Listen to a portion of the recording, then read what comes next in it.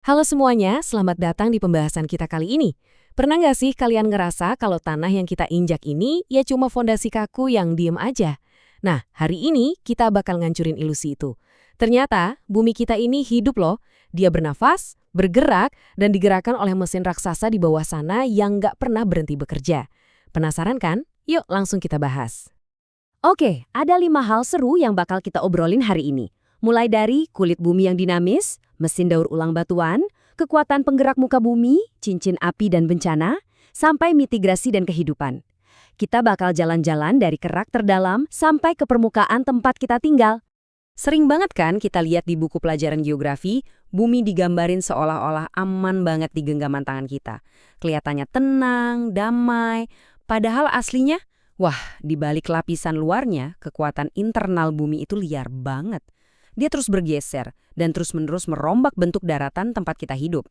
Kita masuk ke bagian pertama, kulit bumi yang dinamis, di mana kita bakal mematahkan ilusi kalau bumi itu padat. Nah, kita mulai dari litosfer. Bayangin aja, ini tuh bukan cangkang keras yang mulus tanpa celah. Sama sekali bukan. Litosfer ini lebih mirip kepingan puzzle raksasa, yang retak, kaku, tapi terus-terusan bergeser. Lapisan ini tuh gabungan dari kerak bumi dan bagian paling atas dari mantel. Jadi bumi kita ini punya semacam kulit dinamis yang terus bergerak menyelimuti planet ini. Coba deh bayangin, kalau kita ngebelah bumi kayak motong kue. Wah, strukturnya luar biasa banget. Di paling tengah ada inti dalam berupa bola besi padat. Naik dikit, kita ketemu inti luar yang isinya logam cair mendidih. Panas banget pastinya. Terus kita ngelewatin mantel bawah yang tebal, naik ke mantel atas yang isinya batuan padat, sampai akhirnya kita sampai di permukaan, yaitu kerak samudra yang tipis dan kerak benua yang tebal dari granit. Disinilah samudra dan benua kita berpijak. Lanjut ke bagian kedua, mesin daur ulang batuan. Percaya nggak? Bumi kita punya pabrik daur ulangnya sendiri ya? Beneran loh, bumi itu nggak cuma diam bertopang dagu. Semua batu yang sering kalian lihat di jalan itu lagi ngalamin siklus panjang tak terbatas yang namanya siklus batuan. Jadi, selama jutaan tahun, prosesnya dimulai dari magma panas yang mengkristal jadi batu. Terus cuaca pelan-pelan ngehancurin batu ini lewat pelapukan, membawanya lewat erosi, mengendap, dan akhirnya mengeras lagi. Seiring waktu, kena panas dan tekanan ekstrim, bentuknya berubah total. Terus pada akhirnya, dia bakal meleleh lagi jadi magma di perut bumi. Bener-bener nggak ada yang terbuang sia-sia.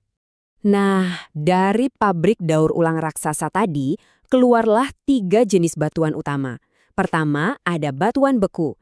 Ini yang lahir langsung dari magma, contohnya granit atau batu apung. Terus yang kedua, batuan sedimen. Ini terbentuk dari sisa-sisa batuan yang hancur, ngumpul dan menyatu pelan-pelan, kayak batu kapur. Dan yang terakhir, batuan metamorf. Ini ibaratnya batu yang wujud aslinya udah berubah drastis karena dipanggang oleh panas dan ditekan habis-habisan di dalam bumi. Seru ya kalau kita ngerti ini, kita jadi bisa ngebaca sejarah batu cuma dari ngelihat jenisnya. Oke, masuk ke bagian ketiga. Kekuatan penggerak muka bumi. Kita bakal ngebahas tektonisme, kekuatan tak kasat mata yang memahat dunia kita. Gaya bawah tanah ini secara fisik terus narik, dorong, dan ngebentuk bumi kita. Ada 2 gaya utama yang kerjanya bertolak belakang banget nih. Pertama, epirogenesa. Coba bayangin ini kayak napas benua yang pelan banget. Saking pelannya, butuh waktu luar biasa lama buat bikin daratan luas itu naik atau turun. Di sisi lain, ada orogenesa. Nah, kalau ini pergerakannya jauh lebih cepat, lokal, dan cukup ekstrim. Dia ngeremes daratan sampai patah, melipat, dan akhirnya lahirlah barisan pegunungan yang megah. Biar lebih gampang, bayangin aja kerak bumi kita itu kayak karet gelang raksasa. Waktu kekuatan dari bawah tanah narik atau menekan, si karet gelang ini bakal meregang sampai akhirnya patah, ngebentuk lembah curam yang disebut Graben. Atau karena tekanannya kuat banget, dia melipat ke atas, ngebentuk bukit-bukit yang kita sebut antiklinal. Jadi, bentuk muka bumi kita ini beneran lagi dipahat setiap saat, tepat di bawah kaki kita.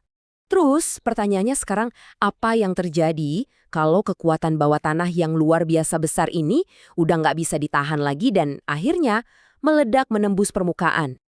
Ini membawa kita ke bagian keempat, cincin api dan bencana. Inilah momen ketika mesin planet kita benar-benar meledak. Ternyata gunung berapi itu punya kepribadian yang beda-beda loh. Ada Gunung Maar yang kalau meledak itu luar biasa dahsyat, sampai ninggalin jejak danau kawah yang khas banget. Terus ada tipe perisai, kayak di Hawaii, bentuknya datar, melebar, dan lavanya ngalir santai aja gitu. Nah, yang paling harus kita waspadai itu tipe strato atau kerucut berlapis. Contohnya, Gunung Merapi. Ini perpaduan yang cukup ngeri antara letusan yang bisa tiba-tiba meledak mematikan plus lelehan lava yang super panas. Buat kita yang tinggal di wilayah cincin api, kekuatan ini tuh bukan sekedar teori geografi, tapi udah jadi bagian dari sejarah hidup kita. Bayangin aja, letusan Gunung Tambora tahun 1815 sampai bikin iklim dunia berubah. Belum lagi amukan Krakatau yang legendaris, tragedi gempa dan tsunami Aceh yang menelan ratusan ribu korban jiwa, sampai letusan Merapi. Ini bukti nyata betapa hidupnya pergerakan litosfer di wilayah Nusantara kita ini. Tapi disinilah kita bisa lihat sisi ganda dari alam kita. Sebelum erupsi, gunung tuh suka ngasih peringatan yang bikin merinding. Suhu tiba-tiba memanas, mata air mengering, sampai hewan-hewan liar panik lari turun gunung. Setelah meledak, kerusakannya luar biasa parah. Tapi tahu nggak, di balik bencana itu, abu vulkanik yang disemburkan justru bikin tanah kita jadi luar biasa subur. Belum lagi deposit mineral berharganya. Jadi secara harfiah, bumi itu menghancurkan untuk menghidupkan kembali peradaban. Memasuki bagian kelima, mitigasi dan kehidupan. Gimana sih cara kita bertahan dan berkembang di planet yang nggak pernah diam ini? Kita zoom in sekarang, turun ke lapisan paling atas bumi kita, pedosfer atau lapisan tanah.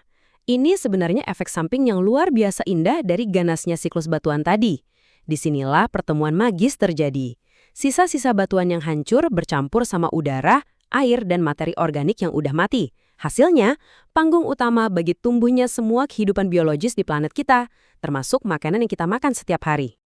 Kalau kita gali tanah di bawah alas sepatu kita, lapisannya seru banget buat dilihat. Paling atas ada lapisan O, isinya full humus organik dari daun-daun busuk. Turun dikit ada lapisan A, yang super kaya nutrisi tempat akar-akar pohon cari makan. Lanjut ngelewatin lapisan E, yang warnanya lebih pucat karena mineralnya tercuci, terus masuk ke lapisan B yang padat mineral. Makin dalam lagi, kita nemu lapisan C, yang isinya serpihan batu lapuk. Dan ditutup sama lapisan R, batuan induk yang keras banget. Ketebalan dan campuran lapisan inilah yang nentuin tanah di daerah kalian itu subur atau tandus. Nah, masalahnya, kita kan nggak mungkin matiin mesin raksasa bumi ini ya. Jadi, satu-satunya jalan, ya kita harus pintar-pintar mitigasi bencana. Caranya, ada yang struktural, kayak ngebangun gedung pakai teknologi tahan gempa, pasang alarm peringatan dini, dan rajin reboisasi biar tanah nggak gampang longsor. Tapi itu aja nggak cukup, pendekatan non-struktural juga penting banget. Kita harus terus edukasi masyarakat soal tanda-tanda awal bencana dan tegas dalam aturan zonasi tata ruang. Kalau udah tahu daerah itu zona merah rawan letusan, ya jangan bikin rumah di sana kan? Oke, sebagai penutup pembahasan kita kali ini, coba deh pikirin hal ini. Kita emang nggak akan pernah bisa menghentikan litosfer yang terus bergerak ini. Tapi, dengan semua ilmu yang udah kita bahas tadi, pertanyaannya adalah gimana kita bisa pakai pengetahuan ini buat hidup berdampingan secara harmonis sama mesin bumi yang luar biasa dahsyat ini. Mengenal bumi itu bukan cuma hafalan buku teks loh, ini kunci utama kelangsungan hidup kita. Teruslah belajar, tetap waspada, dan sampai jumpa di pembahasan seru kita selanjutnya.